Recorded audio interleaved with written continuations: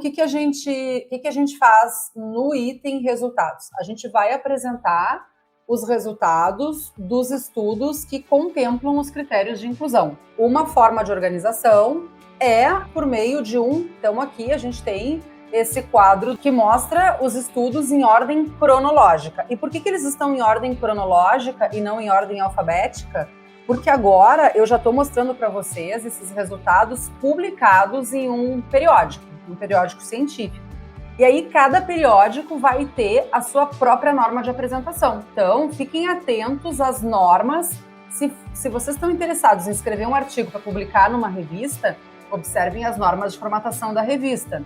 Se é o TCC ou a dissertação de mestrado ou a tese de doutorado, observem as normas da instituição. Então, olha só, não é uma forma única de apresentar o quadro, é uma forma possível. Mas aqui, como é que nós organizamos? Autor, desenho do estudo, amostra, aí se houve uma intervenção, e aí quais eram as variáveis e os protocolos de coleta de dados, e finalmente os resultados. Não existe uma regra em relação à forma de apresentar esse quadro. Que olhar que vocês querem que o leitor dê. Então, se interessa saber, por exemplo, quais são as variáveis, sim, então tem que estar no quadro. Interessa saber quais foram os protocolos adotados? Sim. Por que interessa? Porque isso vai ajudar na discussão? Sim, então tem que estar no quadro. O que colocar ali no desenho experimental do estudo? Vocês têm que ser capazes de fazer uma leitura de um estudo e reconhecer qual foi o método utilizado para esse estudo.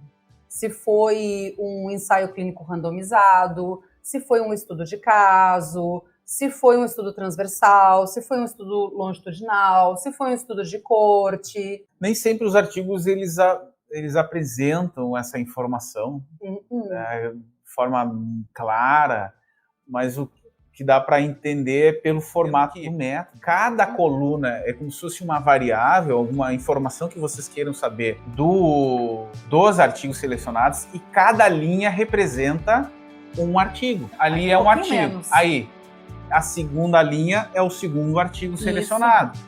Aí a terceira linha é um terceiro artigo selecionado para o estudo. E fica muito claro ali nesse quadro, por exemplo, quem é o autor, quem são os autores, e se for mais de um, a gente vai usar o et al, porque é para economizar espaço, é muito pequenininho ali. Depois a pessoa vai lá na referência e entender quem são os demais autores. E, claro, isso é uma adaptação, porque a regra da ABNT, ela fala que Vancouver já é et al sempre, né? Uhum.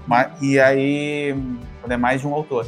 Agora, quando é a ABNT, usa o et al, que significa e colaboradores, quando tem mais de 3 autores no trabalho, na publicação. Cita só o primeiro autor e troca o restante dos autores pelo et al. A outra coluna diz respeito à amostra.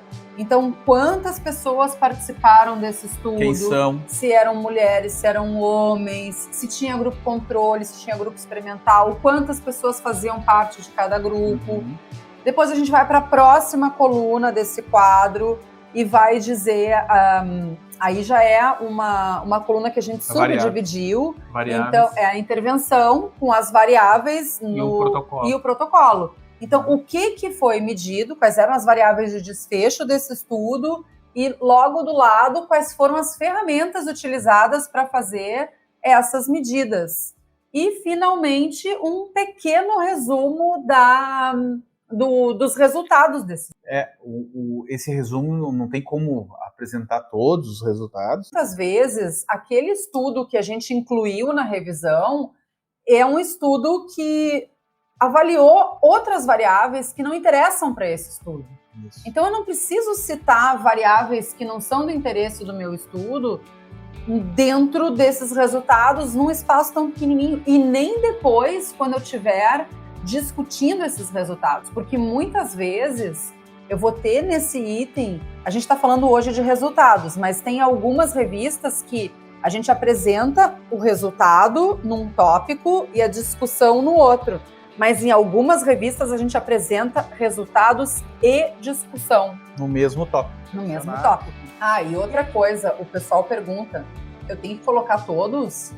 Todos que foram selecionados. Exato. Não dá para... Tá, mas e se forem 45? Se for 45, talvez o erro esteja nos critérios muito amplos de inclusão. Talvez seja interessante delimitar mais, ou delimitar o problema, ou delimitar o objetivo, e lá na metodologia repensar os critérios de inclusão, torná-los eles mais específicos, delimitar o período de busca dos artigos, artigos de 2010 a 2020, artigos só que utilizaram o instrumento Y, que é o mesmo que me interessa. Ou então construir um outro tipo de revisão, que é a meta-análise. Aí sim, aí a meta-análise cabe tudo isso aí. Faz sentido apresentar esses resultados todos e não ter um fechamento desses resultados? Não, o resultado... a gente pensar assim, o início da apresentação do resultado ela é mais ampla. Vamos pensar como funil. Ela é mais ampla. E o final da apresentação dos resultados ela é mais pontual, mais específica. Vai na mesma lógica na construção e na escrita dos objetivos específicos. Digamos que vocês construam 3 objetivos específicos. O primeiro tem que ser um pouquinho mais amplo, o segundo um pouquinho menos amplo, e o terceiro bem específico, bem pontual. E os resultados vai seguir a mesma ordem da sequência dos objetivos específicos, de uma maneira mais abrangente até chegar a um ponto específico.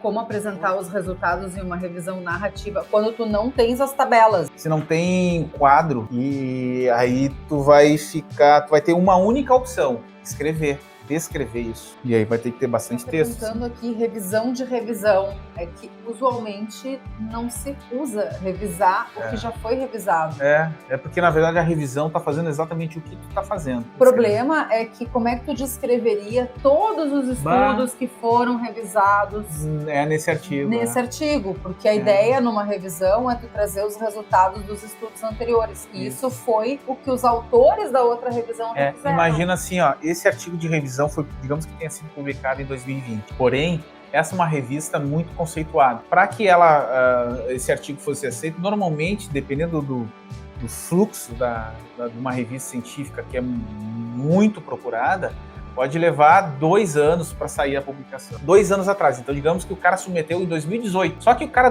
submeteu em 2018, ele escreveu antes de 2018. Então, tu está pegando artigos dessa revisão de antes de 2018, mas tu está em 2020. E a ideia da tua revisão de literatura é trazer fatos e estudos atuais, recentes. É saber o estado da arte. Então, por isso que não se usa a revisão da revisão. A tendência é as pessoas, quando estão escrevendo um trabalho de revisão, achar que ler o resumo é suficiente, que não precisa ler o artigo. Meu Deus. Não faz.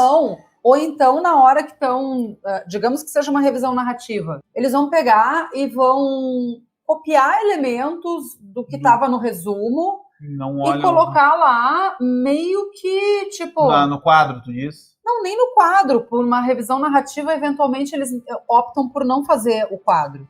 E aí eles estão fazendo essa descrição, como tu colocasse. E aí eu identifico claramente que a pessoa pegou e copy-paste do resumo. Não façam isso é completamente inadequado. Pode caracterizar cópia também. E na verdade, assim, tu tem que saber, de fato, o que está escrito lá no resultado. Porque no resumo é um resultado geral. E lá nos resultados ele vai dar todo o detalhamento, se fez tipos de comparação entre as pessoas de diferentes grupos, diferentes tipos de análise. Eu fico bem incomodada quando me aparece um trabalho assim para ler, que tu vê que o aluno teve uma certa, vamos falar a real, uma certa preguiça de ler o texto na íntegra. E aí ele meio que vai colocando. E aí, pessoal, tem um detalhe. A gente está falando do tópico resultados. E aí, o que acontece? Eu vejo muito também o estudante colocando um listado de artigos. Então, segundo fulano, segundo ciclano, segundo beltrano, segundo não sei o quê. E aí, conclui o trabalho. E qual é a inter-relação que tem? E aí, nós estamos falando agora especificamente de trabalho de revisão.